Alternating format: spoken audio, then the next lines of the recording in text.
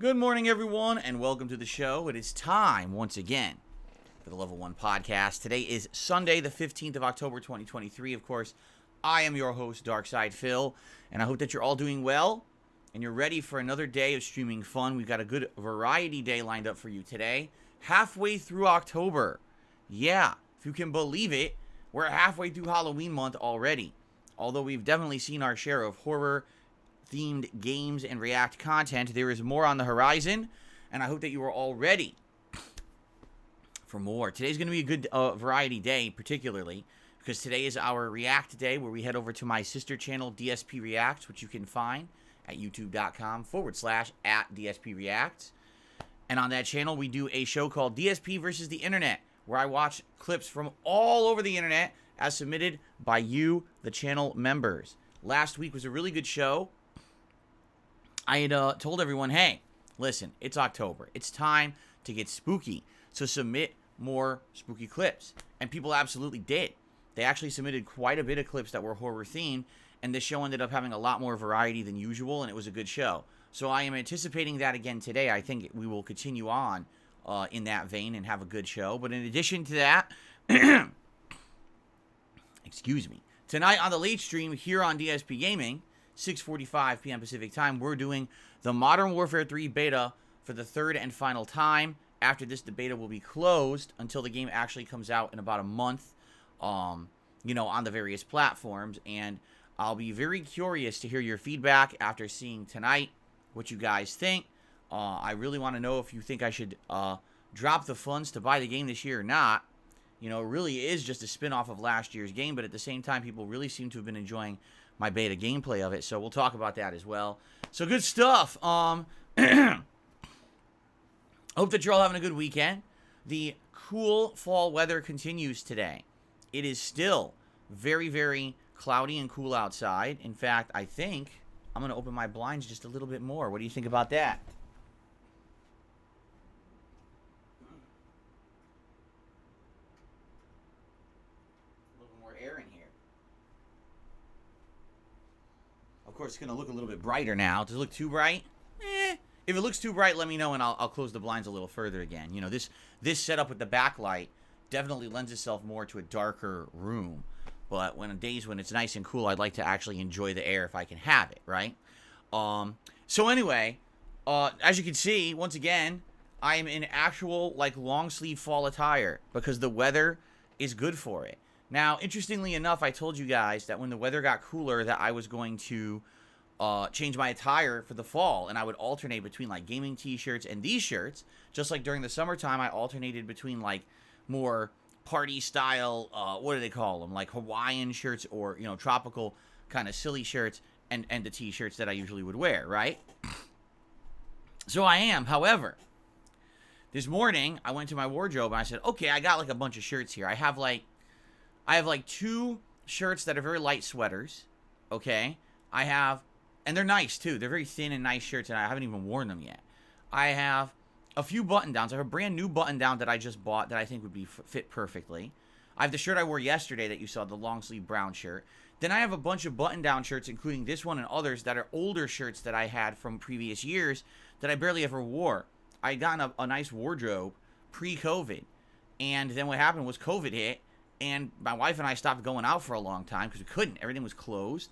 And there was not much that you could do about that. So for a while, I had a bunch of clothes that I had bought and I never wore. And then after, of course, COVID ended over 2 years ago, it was like, okay, time to get back to normal. And quite frankly, we never really got back to normal around here. You know, we still go out, just not as often. And I have just a bunch of these like long sleeve shirts I never really wear.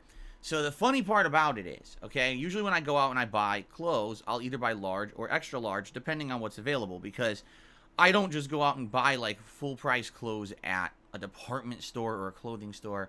They're usually way too expensive. What I do is I try to get stuff obviously on a big discount. There's places you can go, various different clothing stores like Burlington or a Marshall's or Plato's Closet or other places. And what it is, it's either clothes that never sold at the full price store, so they go on discount and they get resold to basically a reseller for a big discounted price, or sometimes you could find clothes that people owned and never really wore or never used, and so they just sat in someone's closet for ages and then they're reselling them. You see? So for example, perfect example, this shirt I'm wearing today is actually a name brand shirt. This is a designer shirt. If you were to buy this new at a department store or a clothing store, you'd probably pay upwards of $50 or more. I got the shirt for $10. And it was brand new when I bought it. That's how you do it, man. What's the point of going and buying the stuff brand new unless you're at like the cusp of fashion? Who gives a crap, right? So anyway, the funny thing about it though is that every shirt is different, okay? This shirt is a large, okay? It's a large size. As you can see, it actually is perfect length. It fits me absolutely perfectly. It even has extra room. It feels comfy. It's nice. It's aerated. It's a nice shirt, okay? I have other shirts in my closet that say they're large, and I actually put one on this morning before this one. That one was like darker color, like almost black or charcoal, with some like different lined like green and other colors on it. It's a nice looking shirt. And I put it on, and then I was like, okay, and I go downstairs with my wife to have breakfast, and we're standing in the kitchen, and I'm like eating, and I'm like, it doesn't feel comfortable, buttoned up. Because the thing is, a lot of these shirts, I bought them, and I've only ever worn them as a shirt over another. Like, I would wear, like, a white or black undershirt, like a t-shirt, and then wear the shirt over it, which is another way to wear these kind of button-down shirts. You don't have to button them up. You can have another shirt under it. So, I'm like, it actually feels way too tight, just as a buttoned up. And I'm looking at it, so I came back upstairs, and I'm looking, I'm like, they both say large. This shirt, no exaggeration, is way bigger than the other one. And you want to know why? Because this one's a better brand. So the better brand, you get the better quality. You get a bigger shirt, more room. You buy the more cheaper brand. It's like, well, it says it's a large, but technically it's really not. It's probably too small, undersized, slim fit, or whatever you want to say. And it just doesn't really fit right. And I was like, well, I guess I'm not wearing that shirt then. If I'm going to wear that shirt, I got to have like an undershirt for it. Which I have a couple t-shirts that I could wear as undershirts. But I didn't want to start wearing multiple layers today either. You know, it's cool, but it's not cold yet. Once we get further into this season, it will actually have days that are legit cold outside. In which case it'll be cooler in here. Then I can start wearing layers. You know, I don't want to wear layers now. It just started to cool down. So I was like, well, I guess I'm going to change my shirt. So I did. And I changed to this one. I'm like, oh my God, this shirt is like so comfortable compared to the other one, you know. But it's so weird that clothes are like that, right? You can have one shirt large, another shirt large. You put them on, they're completely different sizes. And you know, shoes are like that too, and I never understood that about shoes, because shoes have a number sizing. And the number sizing is supposed to be the actual measurement of the size of the shoe. So for example, I have very large feet. All right, I do. I'll admit, I have giant flopping hobbit feet, clown feet, whatever you want to call them. All right, they're ginormous. They're absolutely ridiculously large. And they're both long and wide. So it's like, you know, having two tennis rackets taped to the bottom of your legs. And the thing is, over the years, I have been, just listen to this, I've been a size 11, 11 and a half, 12, 12 and a half, 13, and 13 and a half. What? How? I don't know. But every single time that I go to get any kind of shoes, I have no idea what size I'm supposed to get. Because every shoe brand is different. Every style is different. You get, 12s in this shoe, they're perfect. 12s in another shoe, they come off my foot. And 12s in another shoe, they don't fit. How the hell is that possible? It's 12. It's a number. They measured 12 inches and said it's 12. So how the hell do 3 different shoes not fit the same? It just doesn't make sense. But that's just how clothing is. It's very frustrating. So for me, I have a bunch of shirts that I'm going to be alternating between. And the thing is, outside of these shirts, I actually have even more shirts before I moved out here to Washington State. So this was over 9 years ago, okay? I went on a little bit of a shopping trip. I lived in Connecticut at the time. And, winters were getting quite cold. And I decided that I wanted to kind of better my wardrobe for winter clothing. So I went to this new store at the time. It was called Uniqlo. So for those who don't know, Uniqlo is a Japanese designer clothing brand.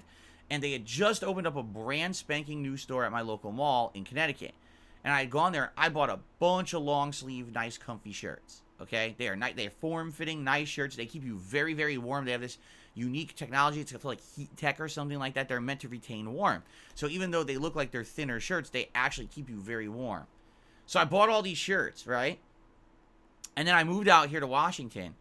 And it doesn't get cold, really, here that much. It does get cold sometimes in the winter, but not that often. Usually it's like average temperature. Like today, it's like 60-something outside degrees Fahrenheit, which is kind of on par with the temperature that you would expect almost all the time here in Washington. So you don't really need warmer clothes. I had actually bought like actual sweaters made of like one was wool and one was cashmere. I've literally never worn them. They just sit around because I bought them. I came out here. It's not cold enough for them. So I have nice ass sweaters that I bought that just sit around. And I'm like, maybe if it gets cold enough, I'll wear them on stream just for the sake of saying, hey, look, I finally wore this sweater one day because I never wear it, right? It just sits there, right? But yeah, it's just funny. I bought all those clothes and never wore them because I moved out here and it's too warm for them.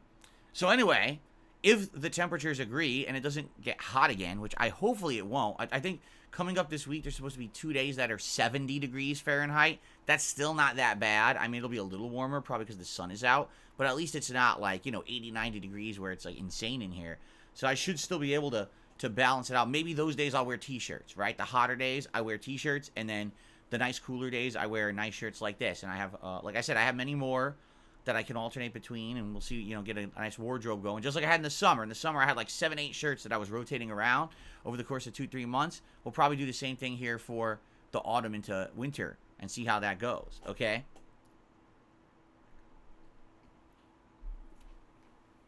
Now, today's podcast was a little late to start.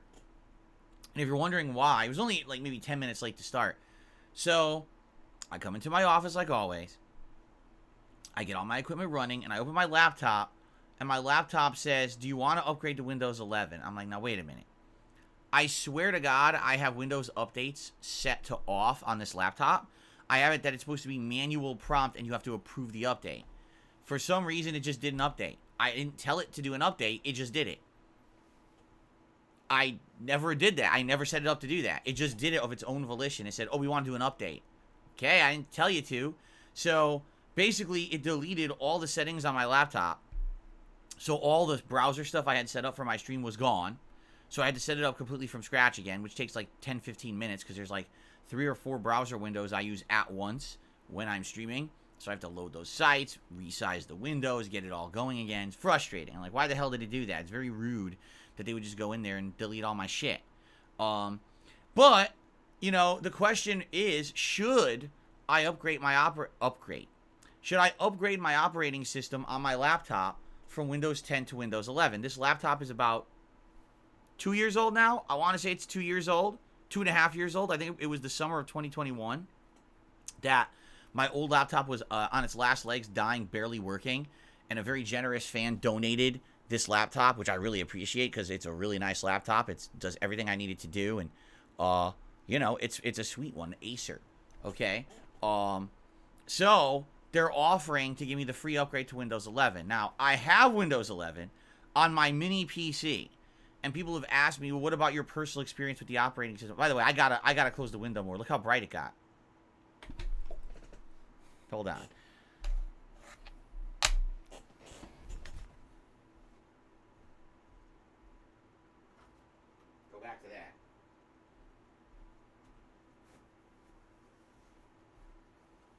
It got like way brighter. Now it looks better. Okay, so I have Windows 11 on my mini PC. My mini PC I got over the summer. Remember, again, another fan being so generous, saying they wanted me to try to play some PC stuff. And we did an awesome Chrono Trigger playthrough over the course of August as a result, right? And early September. So,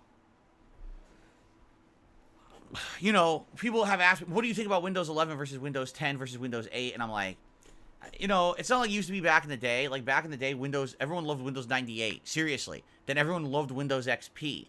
Then everyone hated Windows Vista. And then everyone, again, liked the next Windows. So it was kind of like, you'd like one or two of them, you would hate one. Then you would like another one or two of them, then you would hate one again, right? Windows 8 I've had on this PC for a decade. Like, no exaggeration. This PC I use for capturing and streaming, I've not upgraded in a decade. It just sits there on Windows 8. It's stable. If you haven't noticed, my PC literally never crashes, okay? The only things that would ever happen with that PC is I'll have a mic malfunction sometimes. That's happened before. But outside of that, I never get a blue screen of death on that PC. It's the most stable PC I've ever owned in my life, and I can't believe it's that stable. I really can't. It's pretty wild how stable this Windows 8 PC has been. I've heard that people don't have that experience, and I've had this crazy good experience, which is why I've never upgraded it. But now here we are in 2023, and yes, I run my business off of a Windows 8 PC, and I can't even upgrade it, because if I went to upgrade it, chances are the vast majority of components in there are outdated and wouldn't even work with like Windows 11 if I wanted to upgrade it. They'd be like, oh, it's outdated, or, oh, you have to upgrade 1 million drivers. I don't even have hard drive space on that thing. I really don't. I have no space on it or nothing. So I probably wouldn't be able to upgrade that PC even if I wanted to. It's kind of stuck permanently unless I start over from scratch, you know, a fresh install on a new hard drive or something, which is essentially just making a new PC anyway, right? So Windows 8 has been great. I'm not in love with it, but it definitely has been over almost a decade of me using it, and it's been a good operating system. Now, Windows 10, I've been using on my laptop for about 2.5 years. It's all right. Again, I'm not in love with it. It's more stylized than Windows 8, I would say. But I don't really use it outside of basic features like browsing the internet, looking at your chat, reading emails, you know, taking a look at contributions and shouting them out, clicking on buttons to make an animation go up, play or something like that. I don't really use it to any kind of advanced capacity where I'd be like, okay, so it's really good at this and this, and it's not good at that. I don't know. I just don't use it enough. You know what I mean? Now, Windows 11, which is on my mini PC, actually is significantly different. The whole dashboard or desktop, its design is very different. They were definitely going for something more stylized. I would argue they wanted it to look a little bit more simplistic, artistic, and tried to make it a little bit more similar to Mac operating system, which I think is stupid. Windows does not need to look like Mac operating system or try to copy anything they're doing. They've always been their own thing. Mac OS is fine for someone who's like not doing advanced stuff with a PC and just wants to sit down and do stuff and have it be like right at your fingertips. But when you try to do more advanced stuff, you know, you want, I mean, I'll be honest, I've always done advanced stuff on a Windows PC, right? I've had an iPad, I've had multiple iPhones. They're fine, but if I'm going to do serious work, I literally sit down at my desktop. Like, that's what I do, you know? So I do all my freaking financial stuff, pay bills and everything. I always do it on there. So, I don't know. Like, for me, I look at this, I'm like, I don't know why they tried to make Windows look like Mac or make it feel a little bit more like Mac with Windows 11. I have no idea if it runs any better than Windows 10 because I've literally only had that PC for, 2 months? I think I got it, was it like early August? And I've only done one thing on it, play Chrono Trigger. That's it. So once we get more experience, I feel, with that PC and I do more things with it. Like I told you, for the future, some ideas that I have. Number one, I want to get Fightcade working on that, and we could play retro fighting games on there online against people, which would be really neat to do. That's number one. Number two, possibly play some PC games on there. You know, we have the Halloween event coming up, which we'll talk about in a moment. Maybe people have nominated some games that are PC-centric, and we'd be able to play them on there. I don't know. But that's the whole thing. To have that flexibility of being able to do stuff on PC is really cool. So maybe once I jump further into that, I'll have more experience with that, and I'll let you know more about what I think about Windows 11. But I mean, I'm proposed with an interesting question, opportunity, whatever you want to call it. Do I keep Windows 10 on this laptop, which I've used for about 2 years and I have no problems with, or do I upgrade to Windows 11? Is there even a benefit to upgrading to Windows 11 for someone like me who is not doing anything advanced on this laptop? This laptop is literally for looking at stream chat during streams, looking at contributions during streams, reading emails during streams, because those also go hand in hand with contributions, playing animations, every once in a while, maybe checking social media if I need to during a live stream. Like, that's literally it. There is nothing else that I need to do with this laptop, but it's a very important piece of my stream. If I don't have that, I have no access to talking with you guys. That my computer screen is too far away in the back over there to really read the chat. I can't have chat on a TV screen when I have a console plugged in. You know, I need this. It's a critical part of my setup to have everything going here. And actually, I've been seeing people talk here in the chat this morning, and it seems the consensus is there's nothing wrong with Windows 11, but a lot of people seem to prefer Windows 10 over 11 for whatever reason. I wonder why. Did any of you guys upgrade to Windows 11 and then actually like regret it? Did you find that there were features missing, or it was a significant downgrade, or maybe they made it harder to do particular stuff? Or, and this used to happen all the time, is it too bloated? Did they make it now that it uses too much hard drive space, too much RAM use, and it feels like it takes too much up of your system resources for really no added benefits? That used to happen when they would upgrade Windows. Sometimes the new Windows would have so much shit running that you don't use that it would feel like you were bogged down. Yeah, look at this. A lot of people are saying, I'm not upgrading till they absolutely force me to upgrade. Windows 10 is better. Lady says it's mainly just UI preference and laziness. Windows 10 is already too bloated, says Bully Hunter. Shreebington says, Windows 11 is definitely missing features, like moving your main taskbar onto a different monitor. Wow, I didn't even know that, because I don't have dual monitor set up on that. I have it on here, on my standard desktop. I don't even have that over there. Darziak says, basically the same thing, really, though staying on 10, you'll get pestered that you should upgrade to 11. You're right, that's what we're talking about. We already, this morning, I've been pestered by Microsoft to upgrade. And I'm like, well, I don't really want to yet. I don't think I need to. I don't see what the benefit would be. Right? So, all right. You know, I think, at least for now, unless there's features, and you guys know more than me. You guys really do. You're better. You're more in tune with modern tech than I am. You know me. I'm outdated when it comes to PCs, for sure. Consoles, I kind of get. PCs, no. I haven't been in the PC market in ages. If you guys know a reason for me to upgrade to Windows 11 on this laptop, by all means, please share it. It's just kind of interesting. On any given day, I have a Windows 8 PC, a Windows 10 laptop, and a Windows 11 mini PC that I work with to stream. It's pretty crazy. I'm using 3 generations of Windows, right? 3 at any time when I'm doing my content here. And then what happened to Windows 9? There was none. They literally skipped it. Figure that one out. Anyway, so, good stuff. Sorry I was late to stream, but I hope there's a little bit of background. So, let's talk a little bit about what happened yesterday in my content. Yesterday, oh, hold on.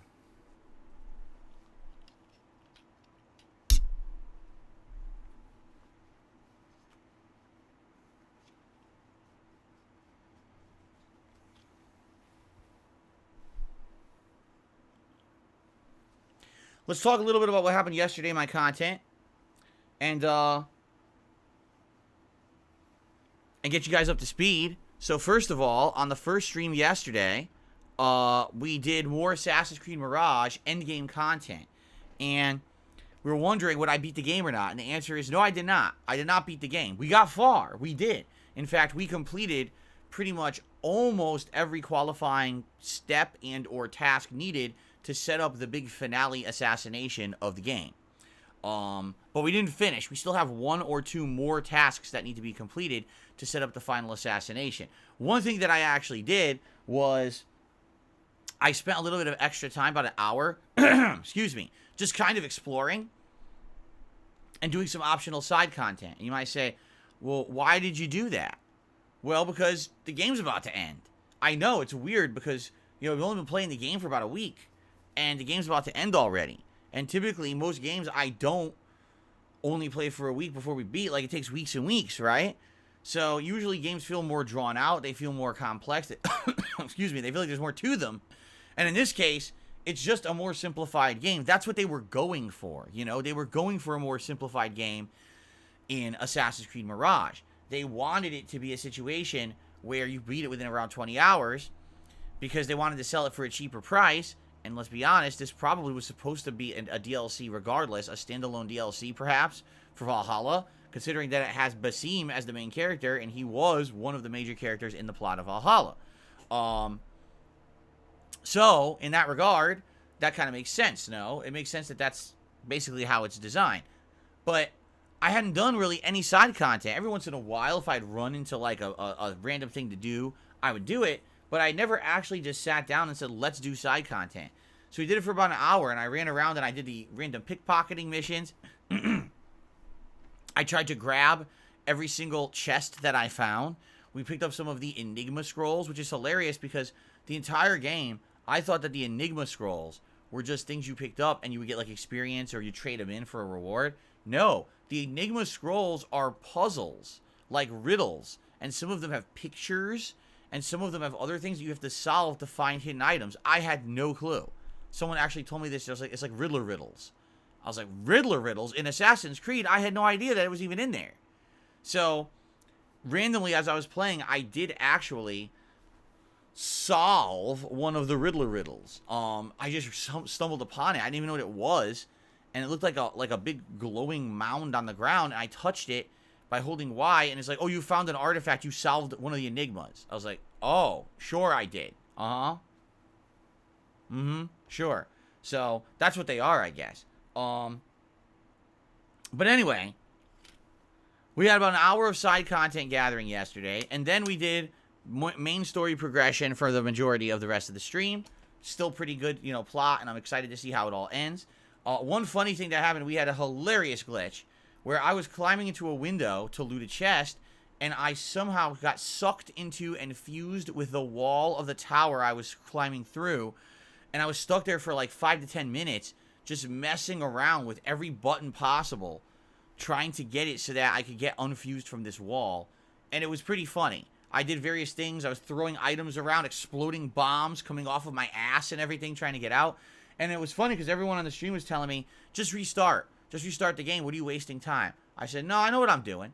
So I messed around, and then eventually, guess what happened? I just popped out of the wall. And it was weird because I didn't pop out of the wall where I got stuck. I, like, teleported up the wall and popped out of the top of the wall, climbing the tower. It was very bizarre. But I got out. And therefore, I didn't have to reload and restart over getting into that restricted area and climbing the tower again, which I would have had to do if I had reloaded. And I said to everyone, you see? I've been doing this for 15 years. You got to trust Mr. Bugs over here, Mr. Bugmaster. I know how to handle these kind of situations. Any lesser gamer would have reloaded, but not me. Oh, no. I persevere. I find a way. I'll find that unique combination of buttons and swearing to get myself unstuck from the wall, and it did work. So anyway, that was fun, and by the way, there will be a YouTube short of that, but I haven't had a chance to review or update it yet. I think I'd gotten it overnight, and I haven't even looked at it yet, so I'll probably look at that and maybe upload it in the next day or two here on DSPGaming. We haven't had a YouTube short in ages. If you guys have nominations for things I should do as YouTube shorts, please, by all means, let me know. Your recommendations help me a lot with that, because I play so many games on a daily basis, I barely remember the things that should become YouTube shorts. Like, if you have highlights of things you'd like to see, let me know. You know, what about this Call of Duty gameplay I'm doing? You think there's something funny there? Let's go to the next portion. Last night, I did the Call of Duty Modern Warfare 3 beta, this time on the Xbox Series X. Played it for a little over 2 hours. Had a blast again. I mean, was I the best? Not every game. There were 2 games I actually was the best person on the team, top of the leaderboard. Did I get Juggernaut again? Yes, I got Juggernaut twice last night, which is ridiculous. I don't know how. Again, this is open beta. These are people who are probably a bunch of kids who don't even know what they're doing. So I'm running around slaughtering them and getting kill streaks. And I'm summoning Juggernaut. It's really ridiculous. I'm not good. But it's entertaining. You know, I'm doing voices. I'm singing. I'm having a grand old time because that's really, I feel, the best way to enjoy these games. These tryhards who go out here and every time they play, it's just like, I got to get a giant kill streak by any means necessary, and they care so very much about their kill-death ratios and shit. I think that they don't understand what the true joy is of playing Call of Duty when you're just being an asshole, right? Like, that's the true joy of Call of Duty, is to not care so much about everything, but instead just focus in on being silly and getting some kills and making jokes. And that's how I always liked playing Call of Duty to begin with, you know? And then if I happen to get a game where I do really well, so be it. It's funny, right? So I had a great time with it last night, and the audience in general loved it. I had good feedback. Everyone was telling me they were having a great time on the stream. They enjoyed the fact that I looked like I was genuinely having fun and being happy. And they're like, I'll be honest with you, I think it was a dig at my Street Fighter 6 gameplay, if you want to know the truth, okay?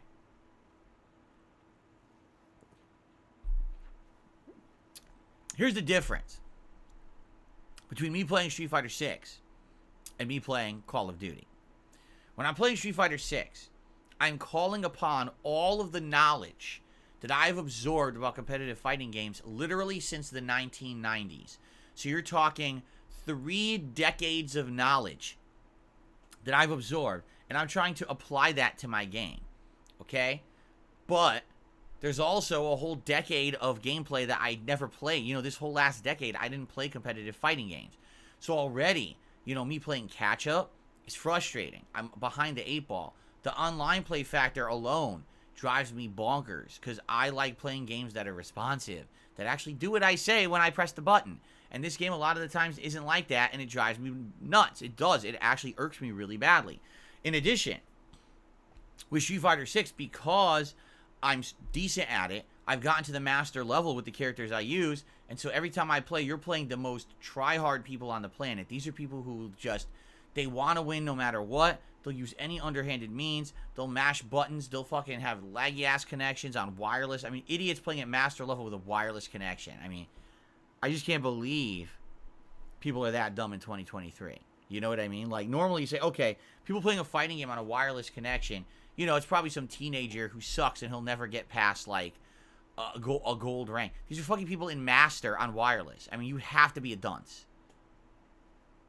Anyway, so the thing is, I'm trying to win, and I'm trying really hard because I feel like that's a game where I can represent 30 years of gameplay experience. And people want to see me persevere against tougher opponents, right? It's way more serious business when I'm playing Street Fighter 6, to be honest. When I'm playing Call of Duty, I don't give a shit. Why would I care? You know, I'm not a pro player. I never was. I never put in a significant amount of time to mastering any FPS game. I've played a lot of them, for sure. Halo 3, Modern Warfare 1, Modern Warfare 2, Black Ops 1. Remember those games? I played a shitload of those games back in the day, in my earlier days as a YouTuber. And I certainly put out a ton of content of those games, and it was all casual stuff. You never saw Darkside Phil put out a video about, oh, this is how you play at a pro level, and this is good gameplay of Call of Duty. Never, because I didn't, you know, I don't care. For me, it's not serious business. It's fuck around, have fun. If you happen to get on a good kill streak, you get a cool reward. You know, you get your Juggernaut, you get an airstrike, whatever the hell it is, chopper gunner. You have fun with it, right? That's what it's always been. So when I'm playing, I'm making jokes, I'm doing voices, I'm singing songs and stuff as I play, and we're all having a great time, and then something silly happens and we all laugh together at how silly it is. That's how you enjoy that shit, in my opinion. I'm in it for the laughs and the lulls. I'm not in it because I'm looking to become some kind of a competitive Call of Duty player. So, I think people appreciate that. After having this serious business Street Fighter 6 gameplay for many months, I think people are enjoying the more laid-back, casual atmosphere of me playing Call of Duty. And on top of that, I'm still doing pretty good. Like I said, there were multiple games where I was at the top of the leaderboard. I was getting the Juggernauts, you know, kill streak and everything. So it was pretty fun. Now, also, the feedback I'm getting is people, now that they've seen that standard multiplayer gameplay, they're actually like, man, I can't wait to see him try out Warzone too, because Warzone might be equally funny when he tries it out. It's a new map this year, supposedly, like totally different setup. So, yeah, maybe, we'll see. And, I'll tell you this, after having played it last night, if I buy this game, I'm going to buy it on Xbox, because on Xbox, number one, I just like this controller better than the PlayStation 5 controller. I do. I like the grip. The grip feels more secure. I like the thumbstick placement. The controller is light because there's no battery in it, as opposed to the PlayStation 5 controller, you're absolutely forced to have the stupid battery in it, so it's a heavier controller. I just like it better. I really do. And then in addition to that, all right, I get surround sound on Xbox. Now, it's not great. I use neck phones. These wireless neck phones don't necessarily give me real surround sound. But it's simulated surround sound, and it's better than when I play on PS5, where I just get stereo. So, definitely, I feel like I'm getting the better experience overall. I would say the one detriment of playing it on Xbox Series X, the graphics every once in a while did stutter a bit. As opposed to PS5, I had zero stuttering. It was silky smooth the entire time I played last week. On Xbox, there were a couple times where the graphics went, and I was like, oh, okay, a little bit of graphical stuttering. But it's not a giant deal. It didn't ruin my night or anything like that. I still had a good time playing. So, I think I will continue to play on Xbox, and if I buy this game next month, which, again, I would love your feedback on, I'll probably get it on Xbox. Okay, now, question is, should I get it? So tonight, on the late stream, okay, 6:45 p.m., please tune in, and please let me know your feedback.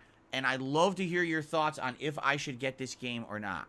The way I see it, campaign, how many people are honestly going to care about the campaign? It's like a mode you rush through, you play quick. It's not a huge deal. You know what I mean? And then multiplayer, well, the multiplayer should be fun to do. I don't know for how long.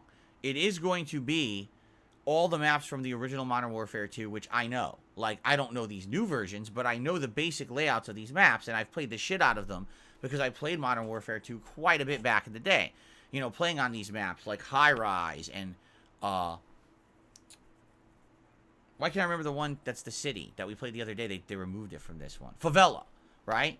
Or Rust, or, the classic maps that people played on for a while back in the day, and now they're back. Only now with changes to them. They're pretty fun, honestly. But they're not, I don't know how much longevity it's going to have. Like, I could see me playing this, maybe like once or twice a week as a night stream, for a month. But then maybe people will get tired of it, Then people maybe would say, well, do Warzone. And maybe then I start doing Warzone, We'll see. But it's up to you guys, ultimately. I want to know what you think. And give me your feedback. And based on your feedback after tonight's late stream, we have a few weeks to determine. We'll figure out if I'm going to get this game or not. All right? Fair enough. What's funny is I feel like the opinion is flipped. Because before I played the beta, a lot of people were like, nah, it's just Call of Duty Modern Warfare 2 again. It's the same game. Skip it this year. A lot of people were like, skip it. And then all of a sudden, people started watching me play the beta. And they're like, oh, this is quite entertaining. Phil's having a good time. He's laughing. He's doing jokes. He's, and then there's funny kill streaks and everything. Like, this is good. Maybe he should get it. So now I think opinion is flipping the other way. So, again, I would love your feedback. Well, let's watch tonight. Let's see what you guys think after the late stream. And, and then we'll go from there. Fair enough? Cool. All right. So that being said, let's go through the schedule. Today it is DSP versus the internet. So right after this podcast ends, we're all going to collectively go over to DSP Reacts and do a fun react stream of 3 hours, seeing what clips you guys nominated for this week. I'm sure it'll be a fun mix of gaming stuff, Halloween horror stuff, documentary stuff, jokes and skits, fucking TikTok videos, which you guys still nominate every week for some reason, despite the fact I keep telling you that they're not very good.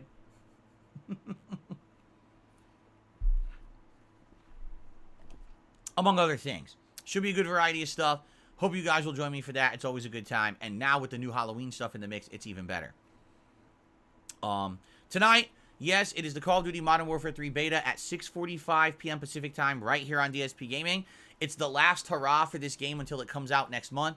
No more betas in the works. So last chance to watch and play and enjoy. I hope you guys will join me for that tonight.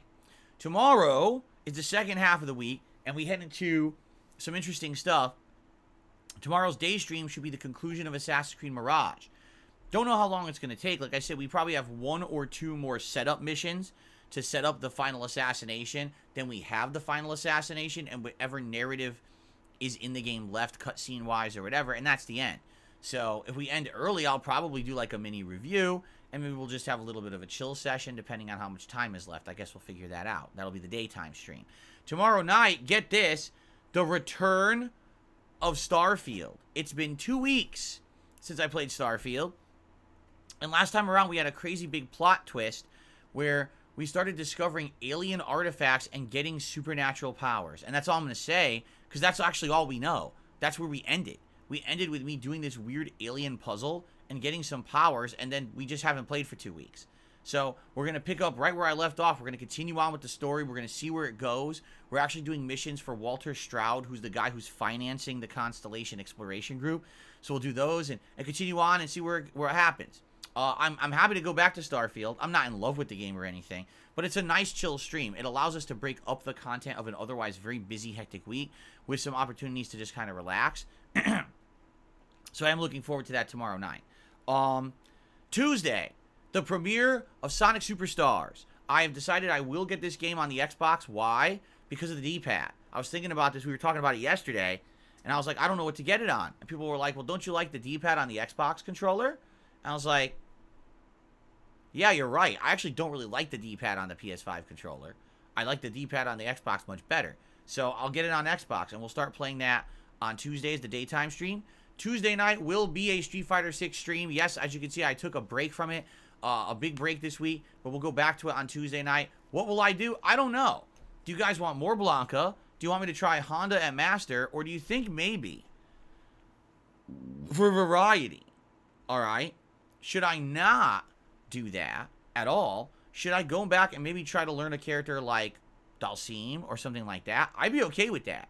But what I would do is I would watch some videos of Dalsim the night before. I'd probably do some casual matches to see how I could do with the character before we tried to jump into ranked placements. So I'd be all right with trying something new and different, but that's only if that's what you guys want.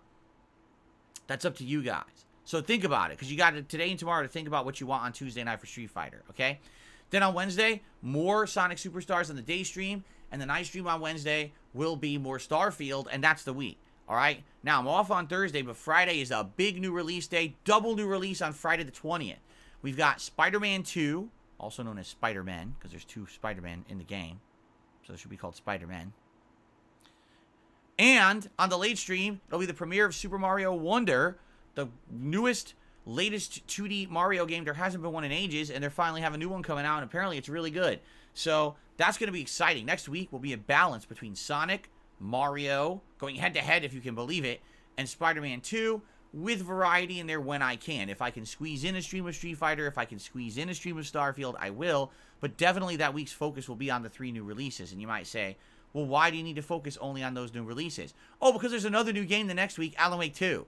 And that's a horror game, and everyone's excited to see Alan Wake 2. I mean, we haven't seen Alan Wake in over a decade. To go back to that plot line, to continue it on, now with a new horror aspect, with big, gory animations, eyeballs being popped, limbs being ripped off and shoved up your own butthole. It's going to be very exciting. So I need to be able to play it, so I need to get other stuff done. I'm thinking, after having played Sonic Superstars Tuesday, Wednesday, and that, you know, we're 6 hours in, perhaps Sonic Superstars could be the game that I finish by the end of that week. And that way we'll have time for Alan Wake. Or not, I don't know, because I don't know how long Sonic Superstars is, quite frankly. I guess we'll find out when it comes out. But anyway, it's going to be very exciting. This coming week, with all these new games being juggled around, it's going to be a very exciting time. Every stream, new content, exciting stuff. I'm excited for the return of platformers. We haven't had platformer games here on the channel in ages. And now to see multiple platformers return in big fashion is pretty cool. I just hope that they're all good. Because you know what would really suck? If there's like 3 or 4 new releases and one of them just isn't that good, but the others are really good, and then it's like, shit, now I still have to play this other one while the other ones are so much better, and I just want to focus on them. I hope they're all good. Normally I would say I'm nervous about Sonic, but this is the same team that made Sonic Mania, and Sonic Mania was effing great. It was ridiculously good. It felt like Sonic 4 because Sonic 4 wasn't that good. So it actually felt like the spiritual successor to the original, Sonic classic trilogy. And so I'm excited to see what they do with this one. So there you go. Now, of course, we can always talk about, well, what else is coming up? My Halloween event is coming up, and we should bring this up because guess what? Right now is the absolute last chance for you to nominate a video game for the Halloween event on Halloween the 31st. Okay, I'm doing a marathon that day. It's going to be a combination of games, a tier maker event, and some food. And if you don't nominate games today, you're not nominating at all, because what I'm doing is tonight, after the Call of Duty stream ends, I will be going to see your nominations, whether you are a standard viewer or a channel member. Everyone had a chance to nominate. What we're going to do is thus. I'm going to review the members-only thread, and whatever game was the most nominated game by members will absolutely be played during the marathon, no matter what. We're locking it in. So I have to tally up those nominations and see what was the most nominated game. Now, if there's a tie, we will do a poll, and the members only will vote on a poll to determine what game will be played. I don't know, because I haven't looked yet or tallied anything up, so I don't know the situation there, all right? Now, when it comes to the open or standard thread, where everyone was nominating over the course of the last 2 weeks, again, I'm going to tally up the nominations. We're going to see what's the most nominated game. Maybe what I'll do is take like the top 5 most nominated games, and we'll do a poll there. That'll be an open poll where everyone will vote for the next couple of weeks. And then basically, that weekend, 2 weeks before, it'll be 2 weeks for you to vote. And then that weekend before Halloween, we'll lock in and say, okay, here's the games that got the most votes. Let's do it. Let's set up. Let's buy them or get them. I might already have them, or maybe they're new games I have to buy. Are they on a console? Are they going to be on the mini PC via Steam? Whatever needs to happen, we're going to set all that up, and we're going to have some games going for Halloween. What I'm thinking, minimum of 3. If time permits, have a backup, right? Because here's the thing. There's going to be a podcast. There's going to be me in costume that's going to be funny. I'm going to have a segment talking about Halloween, and I'm probably going to be drinking a little bit. Then we'll probably play 2 or 3 games. There's going to be food ordered. There's going to be the tier maker. So there's not going to be a time for like 7 games. That's just not going to happen. So I figure 1 members game and then two games from the common viewers who, all month nominated and voted.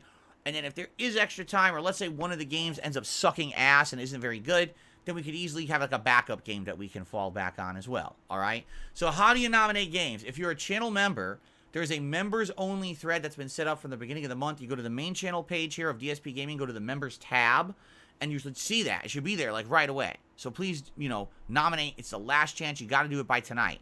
If you are a viewer right now on the stream, if you type !Halloween into the chat, a command should pop up. I think the chat commands are working today, so you should be able to do that. If you're someone watching this on demand, by the time you watch it, you probably don't have time to anyway, but just in case, if you check the community tab of this channel, at the beginning of this month, I posted up that thread where I said, hey, post up your nominations for games. Please do so, all right? Last chance today. Nominate games. And then, tonight, the polls get set up, and or we will know our first winner from members, and I'm excited to see what you guys end up voting for. I have no clue. The only thing that I can think that may be a shoo-in is the Texas Chainsaw Massacre game, because that game came out, a month ago on Game Pass, and everyone was saying, would I play it? And I was like, no, I'm too busy with other playthroughs and things. There's no chance I'm going to be playing that right now. But people said, hey, we'll keep it in mind maybe for Halloween. And I did notice quite a few people nominated it. So I'm thinking it's going to be kind of a shoo-in. If not the members-only pick, it likely will definitely be like an option in the voting poll that people will be able to vote on. Okay? So let's see. I'm excited. Probably 3 Halloween games, plus a nice horror movie franchise tier maker event, plus some food, costumes, booze. Good time coming up on Halloween. It's been now a couple months, right, since I did an event. I skipped September entirely. We did no special event in September, so that way we could focus on games, which I think was a really good idea, because we got a lot of games done, and we got a lot of the lingering stuff finished, and now we're basically headlong into all new content now, which is a great thing.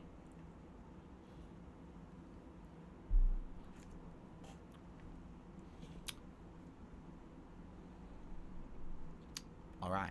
So, guys, gals, it's noon. It just hit noon. And I would like to do my gratuitous plug for the stream if you would allow me to, please. if you don't like gratuitous plugs, and you don't like to hear about how you can support your favorite content creators, what I'd like you to do right now is take your 2 fingers, and I want you to plug them into your ears like this, and if you're doing what I said right now, you can't hear me anymore. So now I could literally say whatever I wanted, and you would have no clue what I'm saying, because you've plugged your ears as instructed. So I could say, no, I'm not going to do it. But anyway, it's time for a gratuitous plug segment, ladies and gentlemen. I love my job. For 15 years, I've been a content creator here on YouTube. And I've done this for a job full-time since 2011. Yeah, I've been doing it for 12 freaking years. It's the longest running job I've ever had. It's my best job I've ever had in my life. I love being my own boss. And I love hanging out with you guys and genuinely sharing my opinions and my love and passion for gaming with you all. I hope that's come through in the last 15 years that I have daily put out content for all of you here on YouTube and elsewhere. As you know, there's been other places I've done it too, but YouTube really has become my home over all these years, and I've, figured let's just focus on YouTube since it seems to be where I started and likely where I'm going to end up after all this time, right? All that being said, I'm a lot different than other content creators. First of all, this is my full-time job, but you may have noticed, wait a minute, Phil isn't like a huge guy. He gets a few hundred views on each video he puts out. He gets, a few hundred viewers on a stream. How the hell is he doing this as a job full-time when there's other creators literally 5 times bigger than him, and they say they can't make a living? They got to have side jobs. They got to take on sponsorship deals. They got to be shilling products on their stream constantly. They've got giant events on Patreon and things that they've got to push. Why is Phil able to just sit here and stream all day and that's it, and he can make a living? There's a very simple answer for that. You ready? You. Yeah, you. You're the reason. While everyone else over the vast 10 plus years had to change their models of how they operated because YouTube wouldn't support it anymore with views and ad revenue, I was able to keep doing what I love because you guys appreciate the fact that I haven't changed. The fact that on any given day when I put out content, you know that what I'm saying on stream is my truthful feelings about what's going on in a game that I'm playing. You know that if I kiss a game's butt, I have nothing to benefit from it because I'm not one of these golden streamers that gets selected for free promotional opportunities or advanced copies of games or anything like that. I don't get paid to play a game. I don't get free games from publishers. I'm just like you. I buy every single game that I play, and I have the same commitment and investment into it that you do when you buy a game, okay? Vice versa from that. Because I'm a small-time guy, I don't benefit from shitting on games. If I were a big content creator and I shit on a game, I might go viral for a negative video. That doesn't happen. You understand? It doesn't matter if I say something good or bad about a game. It doesn't really benefit me. And because of that, I feel like there's freedom, creative freedom, to say and do what I truly feel because no one's going to really have repercussions because I said something good or bad about a game. You understand? And because of that, my viewers appreciate the fact that I can be transparent. And it's a lot different than a lot of other people out there who constantly are playing crap games or things you never heard of because they're getting paid for it. All right? So, excuse me. Thank you for the long-standing support that you have given me here on the channel. I'm so happy that I can make a living doing what I love because of all of you. That being said, I do rely on that support because that's my income. YouTube does have some ad revenue, but really it's the crowdfunding support via live streams and via my on-demand videos that allow me to keep doing what I love. So let's talk about that. First of all, if you're watching this stream right now or you're watching this on demand, engagement is key on YouTube. So giving likes on content that you enjoy, as well as leaving comments on that content, are definitely the ways that you can support this channel. All right, it's called engagement on YouTube. It absolutely is awesome to those who do it. Thank you to those who just take a few moments out to support the content. I really appreciate it. If you could do that, give it a like or even a comment that simply says, hey, I like this video, or hey, just trying to help out Phil, like the channel. That's it. It's 5 seconds of your time, free, doesn't cost anything, helps this channel a lot. If I'm not even kidding you, if 10% of the people who watch my content left comments and liked the videos and streams, this channel would be boosted massively on YouTube. But I understand that a lot of people just don't take the time to do it. You just watch, you move on. If you could give me that extra second, I would appreciate it. All right? Outside of that, going above and beyond, very much appreciated. How can you do that? Well, number one, super chats, super stickers, super thanks. All ways to say thank you and have a highlighted message, whether it's an on-demand video or whether it's here live in the chat. I'll give you a shout out specifically if you're in the chat, or if you're on demand, I'll give you a like on your comment and I'll say thanks personally for any contribution there. Not every video is eligible for super thanks. It's only videos that aren't claimed, and let's be honest, a lot of videos on YouTube get claimed by third parties, but hey, if you can do it, it's appreciated. In addition, we've got memberships, and memberships are huge. Memberships are a great way to jump in and buy into a channel on YouTube, quite honestly. You get so many features and benefits here if you become a member. For example, you can get a ton of emotes. I was looking last night, and it's almost like 30, I think, emotes that you get unlocked on the channel if you become a member today. If you're on a live stream, you can talk as much as you want, unlimited, no slow mode limitations. Everyone else has to wait 10 seconds to put out a message, so that way it stops spam. Members can talk as much as they want. You get a cool chat crown badge to show how long you've been a supporter. And you get priority for special events. We literally just outlined how members get special priority for the Halloween event. So I hope that you will consider becoming a member today. Now, if you're someone who likes this community, likes this content, and maybe you're like, man, I'm in a good mood and I want to help out my fellow viewer right now who's enjoying Phil's content, you can give some memberships to the channel. It's a great way to help out, where you can gift, it's called a member bomb, basically. And it is randomized. You can't really select who you want to give it to, but you can do a bomb of memberships that helps out everyone on the channel. And people right now, particularly, would really enjoy getting a membership because of all the new games that are about to come out in the next 2 weeks. People having access to the emotes and everything, they will absolutely love it. I know. So, hey, you want to help out the channel? Memberships are a great way to do it right now. All right? Now, the last way you can support this channel certainly is not the least, and particularly in the next week to week and a half, this is an amazing way to help out because I need the help right now. All right, tipping. Tipping is a direct contribution to my PayPal. Now, normally, I wouldn't care how you contribute to my channel. Anything helps, and everything is greatly appreciated. But I'm in a little bit of a hard place right now. There is a rock rolling at me from behind, and the hard place is in front of me. So before I get squished like a streamer sandwich, let me explain what's going on. Basically, right now, I need to buy a lot of games. At least 4 in the next couple of weeks, and they're all going to be games that are pretty pricey. Nothing there's cheap. While I have to buy those games for the business, YouTube is going to pay me for my monthly performance, all right? However, YouTube has decided this month that, they're going to pay on a weekend. And when they pay on weekends, there's processing time added, which I know this sounds really stupid and technical and really has nothing to do with you. But understand it affects me in a very negative way because I'm not a rich guy. I'm not rolling in dough. I depend on that YouTube payment every month to come through on time. This month, it's not going to come through on time. This month, there's going to be a minimum of 2 days delay, if not 4 to 5 days delay, which is what YouTube says. If you get paid on a weekend, they can delay the payment up to 5 days for processing. The problem is, not only do I have to afford the games for the week coming up, there's 4 games I have to buy within a 1 week period, but I also have other bills coming due.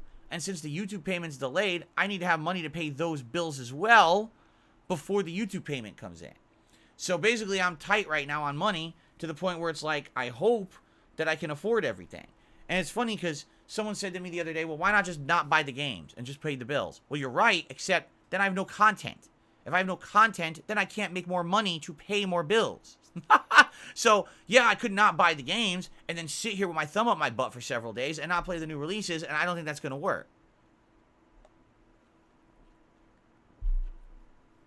So, the deal is, if you are someone who likes the content, if you are someone who is enjoying all these new releases, you love this time of year, and you want to help out, the best way to support right now would be tipping.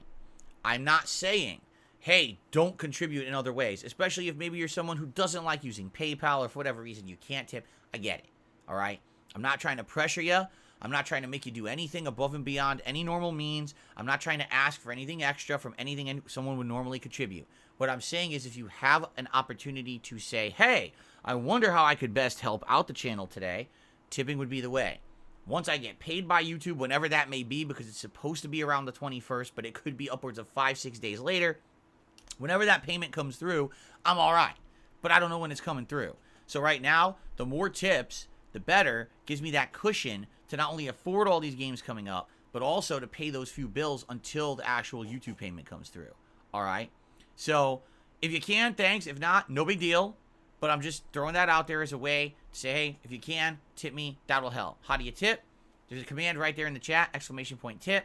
Explains everything. Or you can check the description of any video, any stream that I'm currently putting out. Has all the tip information in there. All right? Please consider it. As you know, we have rewards in place for tips. All right? You know, when a certain amount of tips are raised, I do things like put on glasses, or you get to pick a silly hat for me to wear. Stuff like that. And today, particularly, because we're doing the React show, that means that contributions that you contribute during this podcast carry over to that show. Despite the fact that I'm going to shut down on this channel and jump over to another channel, if we raise 50 bucks of tips, that perk, that reward carries over to the next show. I'm not going to reset the leaderboards or anything because we're going from channel to channel. It'll still stay there, okay? Now, here's the thing.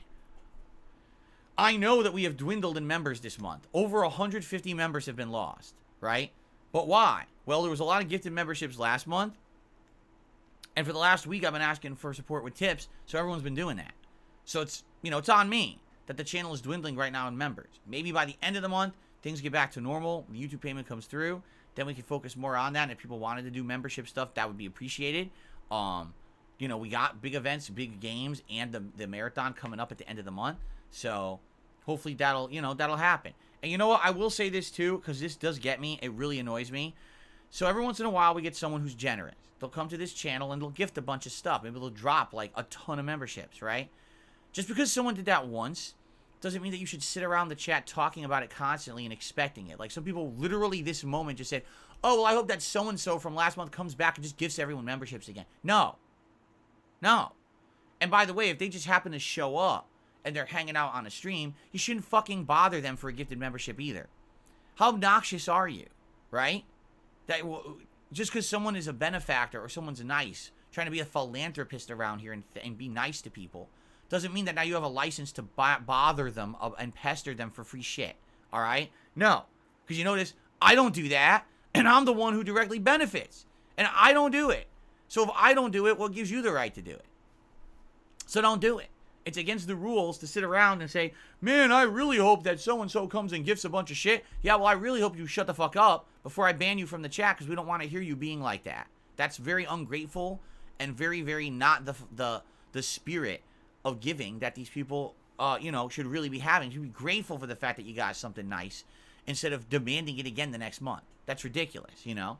So, anyway, that's that. That's the plug segment, all right? Thank you guys for watching, and now we will move on. Let's do a little bit of shout-outs because, ladies and gentlemen, I didn't really see any gaming news of any significance this morning. I was looking around. I couldn't really find anything that was really worth talking about on stream today. I was like, nah, nothing too crazy. So we'll do some quick shout-outs here, and we'll see what you guys want to talk about with a little bit of Q&A before we swap over to the React channel for today. Fair enough? Okay, so taking a look, we start off today with Hindenburger. What a name. A £5 super chat. It says, loving the vibes of your streams lately. I hope you and the chat are doing good. Well, thank you. I mean, I can't speak for the chat. What I can say is I hope that the chat is doing good. You would think that positive vibes carry over. And you're right. In general, I have been really enjoying myself recently. I hope that you guys have seen that coming through in the content.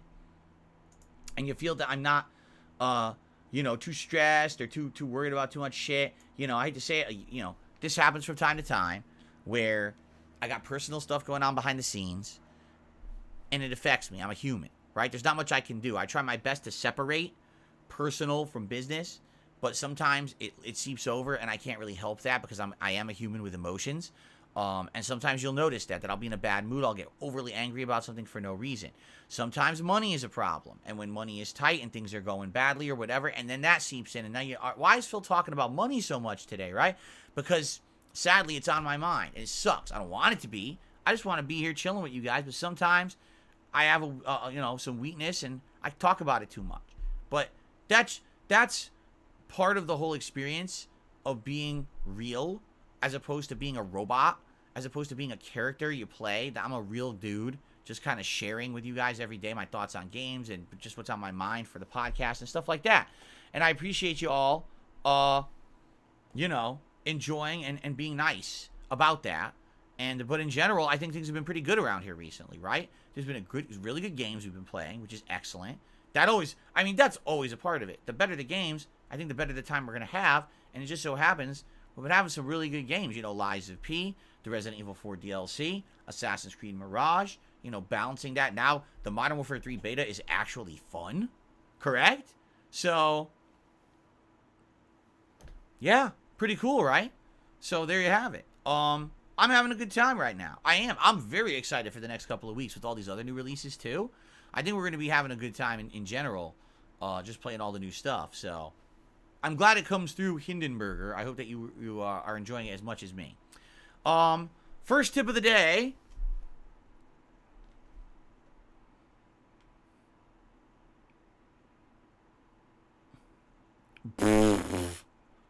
Beaver Bother with a $1.50 tip telling me not to put my shades on again because the shirt and shades combo make me look bad. Do you guys think that I look bad if I put the glasses on with this shirt? What do you think? One person said, hold on. One person had said that I look like Johnny Cage when I put on the glasses with this shirt, right? But he says, no, you look terrible if you put on these glasses with this shirt. What do I look like? What do you guys think I look like if I do this? Right now, what do I look like? Describe me in the chat. What do I remind you of? Let's see what people say. You look weird with this combo, says Battle. I do? Why do I look weird? I want to hear this. What do I look like? Why do I look weird? The glasses are a bit crooked. That's because my head is crooked. I don't have a straight head. I don't have a symmetrical head. I'm not like Tom Cruise with a perfect symmetrical head.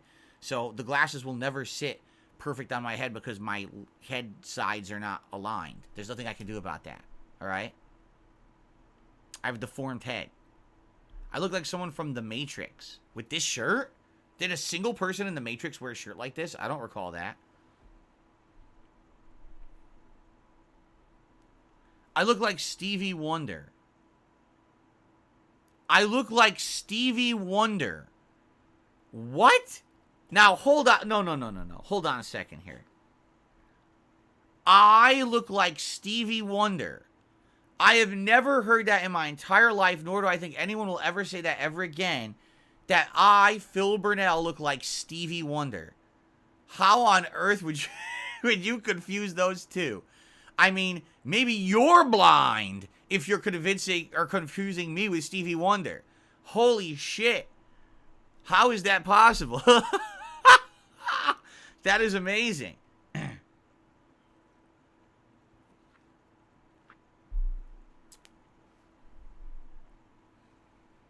You look like a dad picking up his son from school in a truck. You look like an action movie random background bad guy. You look like a sad, unemployed Mr. Smith from The Matrix. Wow. You look like a guy sitting in a strip club trying not to be noticed, but you get totally noticed by everyone instead. Wow. Okay, then. Well, that was eye-opening. I wasn't expecting to get those kind of responses, but all right. Fair enough. I guess I shouldn't wear the sunglasses with a button-down shirt. You guys are very upset when I wear the sunglasses with the button-down shirt. All right, I won't do that anymore. All right, hold on a second here. You ready? We got to test. This is just a test. How does this look?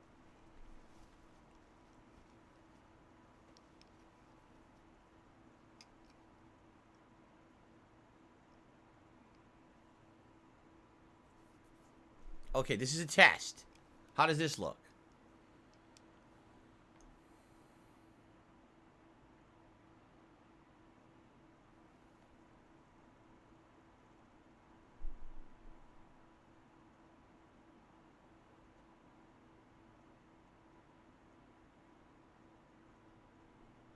All right, I'm not even going to say what people are saying. I've had enough putting these back. How dare you all?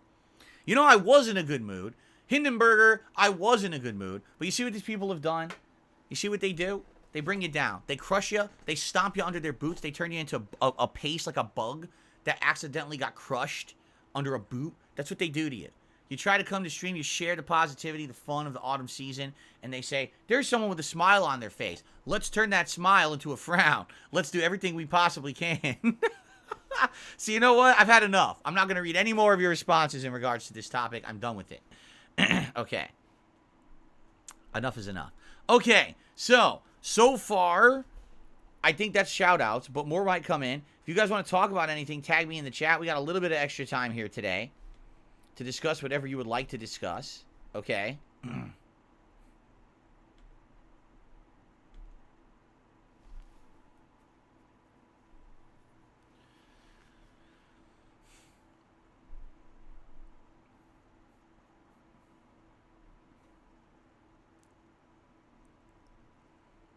I look like Chris Chan, but the good ending when I wear the Gunner glasses. Wow.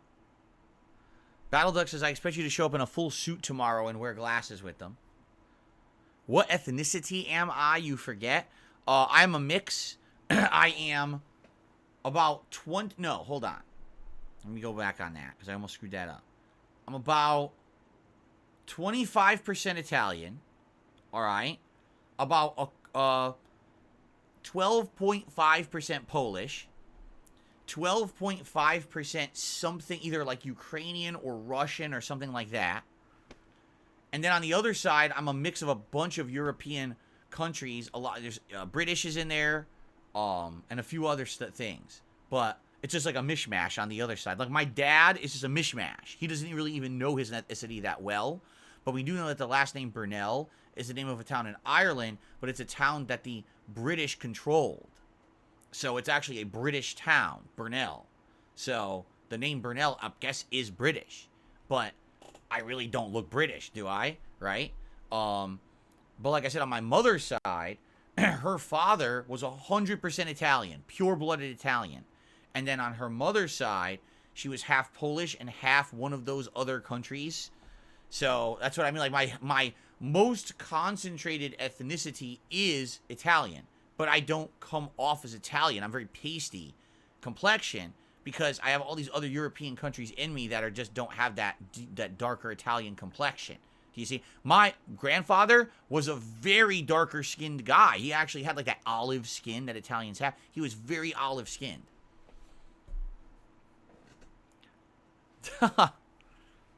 Yes, I liked Miles Morales. You can watch my playthrough for my feelings on that.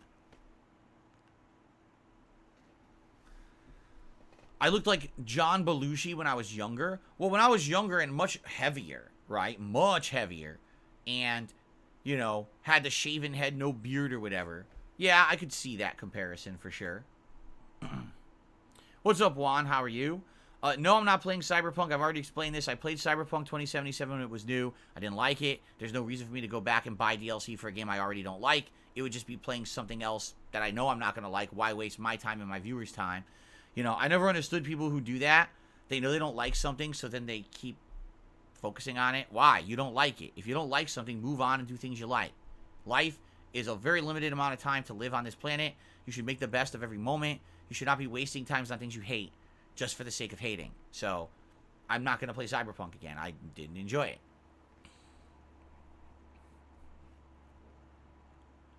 Jex Gaming says you can still play the Call of Duty beta Monday night. It ends Tuesday, 10 a.m. Are you sure? Because I looked it up, and it said the beta only ran until...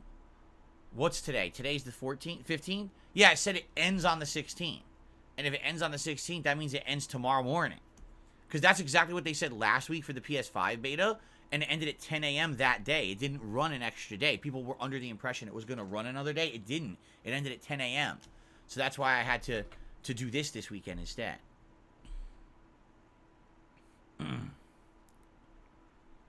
No, I don't watch chess. No, I'm not playing UFC. I do not care for UFC. I've played those games over the years a couple of times. Never really enjoyed it. I'm not wasting time on it. What did I like about Cyberpunk?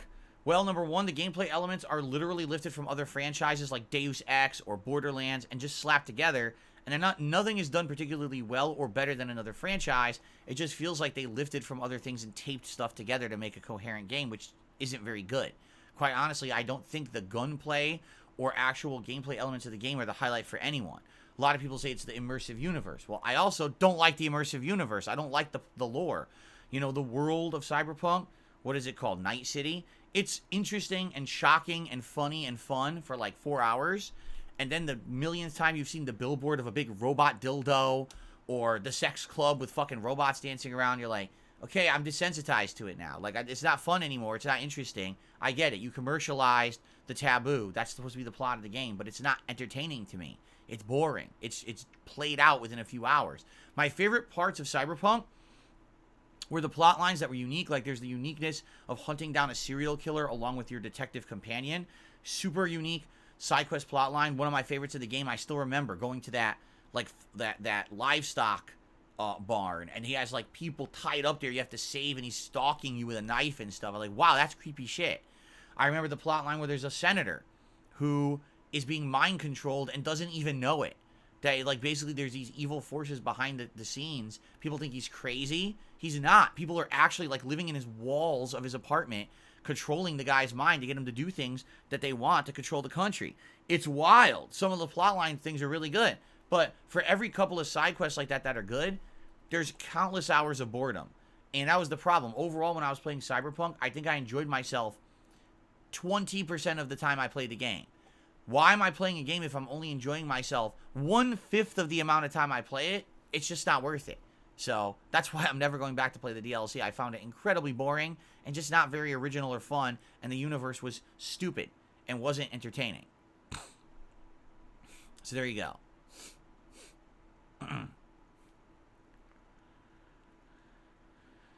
Oh, man. Let's see.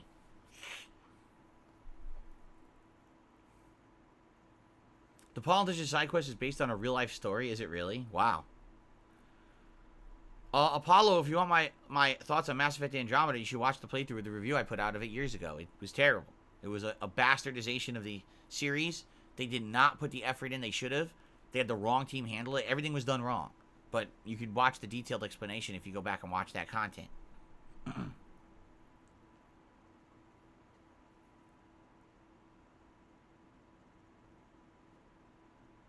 Yeah, it was bad. It wasn't even polished. That was the saddest part. It wasn't even polished. It was full of bugs and problems. Like, dude, you took all that time to make that game. You hyped it up. You advertised the shit out of it. Did no one fucking play it before you released it? Right?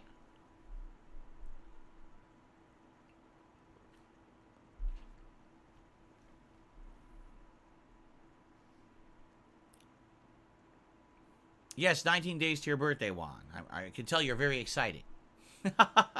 I can tell.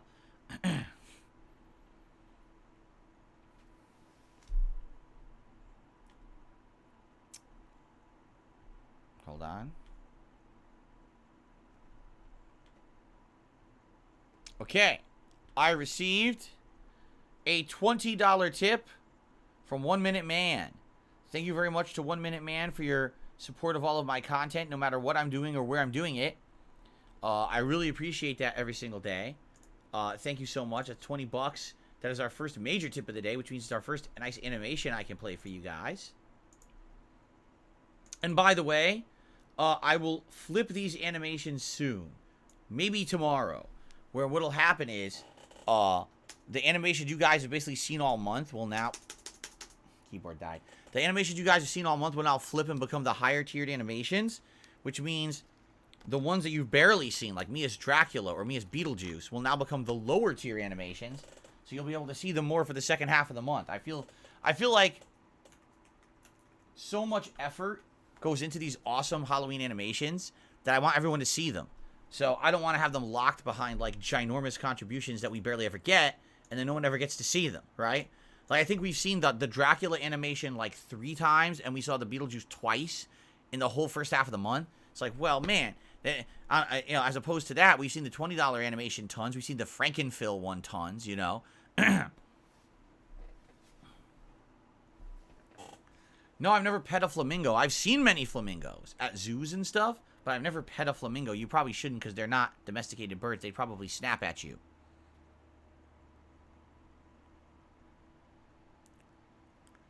DSPGaming says, I was absolutely correct. The beta ends tomorrow at 10 a.m. Told ya. I learned my lesson last week because I totally was going to play it again on a night stream, and then I found out that it ended early.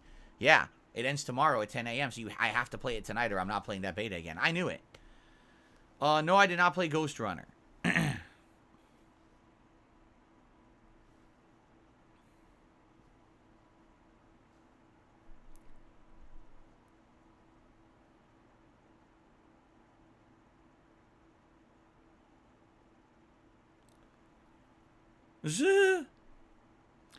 Mises says, did I ever... Sorry, I have marbles in my mouth. Have I ever considered changing the manner in which I upload gameplay? Well, how would you recommend that I change the manner that I upload gameplay? I'm always open to suggestions. Over the years, I mean, keep in mind, I've been a YouTuber for 15 years. When I started on YouTube, you couldn't even upload video clips longer than 10 minutes. So for a playthrough would be hundreds of parts just to finish a game. Then over the years, people said, well, you should start making your parts longer. So I started making them about a half an hour long. Then people said, well, you should start titling your parts with a little bit of a description in the part or on the title of the part of what's in it. So people know specifically what the part is so they can find that later. Then people suggested start doing thumbnails on your parts. Then people suggested do longer parts of an hour chunks, you know? So I've tried to evolve and change with the times, but it just seems like no matter what, there's always something else or another way people are... I hate to say it, today, the methodology that I see for content creators, I don't really like. I see a lot of content creators, they turn on a stream, they stream for 5 hours, they turn the stream off, okay, that's the video, bye. Wait, what? You didn't even split it up? You didn't cut out the chatter that had nothing to do with the game? It's a 5-hour unedited raw stream, and anyone who wants to watch it has to sift through this giant stream that's a big blob of unedited stuff. And that's just how a lot of people do it now.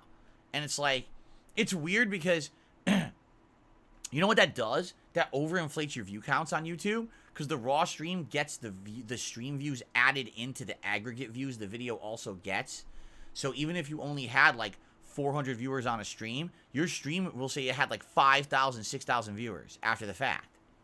And then any additional views. So I don't really like that. Like the way I do it is when I'm streaming, I chop the streams up. So for example, today's stream will be 5-6 hours long, but there'll be one video that'll be this podcast. Then there'll be the videos that'll be the parts of the React show. And I cut them up into digestible parts with names on them so you know what's in that video part. That way, let's say, for example, today we're watching some clips and there has to be a horror story about a werewolf. So I'll put in the title of the video, werewolf story. So now people, I wonder when that werewolf story was. Let me search Phil's channel for werewolf story. Oh, look, it came up. You see? That's how I try to do it. But I don't know if you have a different idea. Hold on. Oh, man, excuse me. I felt that burp stuck in me all morning. I was waiting for it to come up, and it finally came up. And I apologize. It was disgusting. That's why I turned away. I felt that thing coming. It was killing me. Holy shit. Okay. Maybe clip the best parts of each different stream, and after a few days, upload them as more of a montage, fewer parts. See, I've been getting a lot of suggestions recently. Here's a suggestion someone came up with. On this very show, this podcast, okay? Let's say I have a topic that's discussed. Like, let's say there was a big news story today. Like, the other day we covered the Microsoft buyout of Activision Blizzard going through. And the suggestion was, could you highlight just that story, split that out as a short, or if it can't be a short because it's too long, just a separate video, and title it appropriately. That way people can find it if they want to find out your thoughts on that topic. I like that idea. But here's what a lot of people don't realize. The YouTubers you're thinking about who do that kind of stuff are huge, okay? Because there's a lot of YouTubers who do this. You're right. Like, you're saying, why not clip shorts out of all your content and upload a lot of separate shorts that are topical? I get what you're saying. However, those YouTubers literally don't do it themselves. They have employees. They have teams of people. They highlight their stuff and make highlight reel content or edited content of a story. People do that for them. They sit there and they pay employees to do it. I'm not shitting you. It's true. they don't do it themselves. For them, they're the talent, right? They sit there in front of the camera, they do the content, and then someone else is the person who edits, chops up, uploads, does all that work behind the scenes. For me, I'm a one-man show. I'm a small-time guy. Take a look. What, I got a few hundred viewers right now. I'll have a few hundred viewers on this stream later. I don't have the time, effort, or excuse me, the time, means, or resources to do that. I'm doing it all myself. I don't make enough to hire employees. I can't have an employee. I can't afford to hire someone to do that for me. Right now, a lot of the stuff on my streams is volunteer work, right? So that's the thing. If I were some big YouTuber who had countless amounts of time and effort to, or I keep saying effort because it's not effort. The effort is there. If I had time to do it, I would put in the effort for sure. My issue is I'm here already 6 days a week, full time, starting at 10 a.m. all the way through with a 2-hour break for dinner, but then all the way through past 10 p.m. 6 days a week. I'm in this office for 12 plus hours, already streaming and working and uploading. I just don't have the additional time to do that stuff. If I could afford employees, I would pay them to do that. I really would. I would think that would be very beneficial. You could split out content and highlight, like you said, a highlight reel of the best moments of what's happened, and that could get people excited for the content, right? Or the highlighted story. It's the hot topic that came out today that I talked about on the podcast, so that way you don't have to sift through the podcast to watch it. I think these are great ideas. They're just not realistic for someone of my size and scope. You know, if I were a big guy, I would do that. If I could afford employees, I would do that for sure. This is something I actually thought about back in the day. Not even lying, before this was even on YouTube back in the day, you know, we're talking over 10 years ago when I used to be very popular and rolling in money. I told people I was going to hire maybe a couple employees to do the uploads, to title them, to put them in playlists, to babysit. Because now you don't have to do that anymore. But back in the day, just uploading to YouTube, you needed to babysit uploads. They didn't even work. You had to sit there and make sure they worked. If they didn't error, you had to restart them and everything. And it was a hassle, man. It was. And I was thinking about getting an office space where I was going to have maybe, you know, a few employees who would help me with filming and doing content and all kinds of stuff like that. But it just never happened. Why? Because YouTube just kept changing. You know, by the time that I grew to the point where maybe I could afford stuff like that, YouTube was moving on from raw content style players like me and was moving on to edited style content, moving on to React content, moving on to drama style content, which I didn't want to do. Yeah, I've never been about that kind of drama stuff and shit like that, but that's what they were doing. So I was already losing prominence. By the time that I have the means and the money to do it, it wouldn't have worked. I was already on a downward decline for the kind of content that I wanted to do, you see? So I understand what you're saying. I appreciate your suggestion. It's not realistic for me. I'm already overworked. I'm already here 6 days a week. I spend time with my wife 1 day a week. 1 day a week, we do stuff together. That's it. I'm here 6 days a week full time in this office. I don't have more time to do edited content, to do montages, to rip pieces out of streams and do clips. I wish I did. The other thing a lot of people don't realize too, which I talked about the other day, YouTube's system for doing that kind of stuff is awful. So let's say right now I do this 5-hour stream, okay? What happens is this becomes an archive stream on YouTube. You cannot actually do stuff with that stream for about 12 hours because YouTube doesn't process it yet. So you have to have it sit there for like half a day, and then it'll become a proper video that you can skim through, look at parts, cut parts out. It doesn't even work right away. If you try to do it, it freezes, it locks up, it won't let you quick play, it won't let you skim through the timestamps. It doesn't even work right until like half a day later. So now imagine, oh, I just did an awesome podcast with these topics that I'd like to do a highlight montage of. I can't even do that. I have to wait half a day before I even have a chance. You see what I mean? So sadly, it's not viable. Maybe sometime in the future, all this will change, right? Technology will change and all this stuff happens. That'd be amazing. If everything was instant, you could edit on the fly. If it was a matter of just putting in 10, 15 extra minutes a day, I would fucking do that in a moment's notice. I would be putting clips, I'd be doing montages, but the problem is it's just not. It's work. It's tons of time-consuming work. I don't have the time. I wish I did, you know? But being a one-man show like I am, it's a lot different than a lot of people. Because, again, a lot of people compare me to my contemporaries, but every time they compare me to someone, it's someone way bigger. It's someone who gets way more views, way more, make way more money, and all of a sudden they have other people doing it. They're not just sitting there doing that themselves, Okay. A couple more shout-outs, and then we got to get going because we got to get the clip show going. I didn't realize what time it was.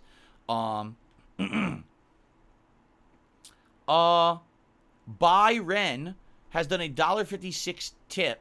Would ever be interested in doing a video game protagonist tier maker? Yeah, why not? I love doing the tier makers. It's just that I want to fit them in when they're appropriate and they make sense.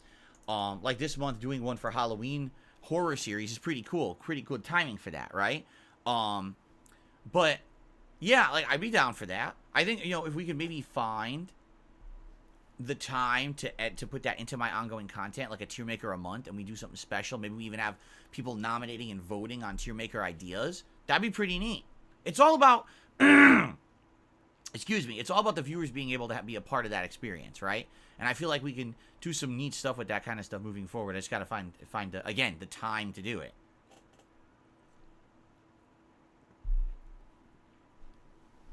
Okay.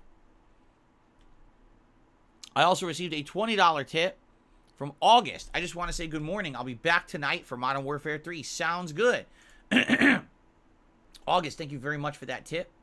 I appreciate it, and I hope you've been enjoying the Modern Warfare 3 beta, and I can't wait for more tonight. Actually, I'll be honest, I'm enjoying it so much, it might actually be might be a little disappointing to have to wait a month to play the game, right? After tonight, so I have to make the best of tonight. Okay. I received a $2 tip from Super Snow Carl Turtle HD Remix. Do you ask for likes because it'll boost you in the live stream gaming algorithm? I wondered why you asked for likes if you end up making this Law Rise stream private. Because, what you just said, I make the streams private after they're done, but that still counts for the channel. The only time something does not count for the channel is if you delete it. So as long as this stream remains sitting on the channel, even if it's privatized, those likes count as engagement for this channel. Okay? So people have this misconception that just because something's not visible, it doesn't count. No, that's not true. As long it broadcast, it happened, the views for this stream count for the channel, the likes on this stream count for the channel. Just because I privatized it after the fact doesn't mean that they don't count anymore. If I deleted it, that's different. And I do not delete. This content stays here, okay? So that's why. If you like a stream, you are absolutely helping this channel, all right? Now, will it help me necessarily in engagement? Like, for example, if I'm playing the Modern Warfare 3 beta later today, and I get 4,000 likes on the stream, does that necessarily mean that I'm going to get more viewers? It may boost me in the algorithm. If someone's searching for Modern Warfare 3 beta, it may propel me to a higher position in the search results. Overall, though, is it really going to help long term? Probably not. But the likes still help the channel. They do. They make the YouTube view it in a more favorable view for its algorithm. All right, guys. I got to get out. I got to get this show done so we can do the react show. So I want to say thank you. You guys have been awesome. Thank you all. I really appreciate you all chilling here with me and having a good time with the show. And thank you for all of your ideas and your feedback. I appreciate your feedback every day. That's why I love doing this podcast. People say, Phil, you shouldn't do the podcast, or you should do a really short podcast. Do you see? We just had a really good conversation, and I'm going to take that stuff to heart. I'm going to think about that. How can I implement that? I'm not going to shoot down everyone's ideas, even if it's something that I can't implement immediately. Does not mean that it's not a good idea long term. You understand? So thank you all. I appreciate that. Thank you all for your support, of course. Thanks for the conversation. I hope that you've enjoyed the show. And I hope that you're going to join me over on DSP Reacts in just a moment for more spooky fun. But in the meantime, happy Halloween.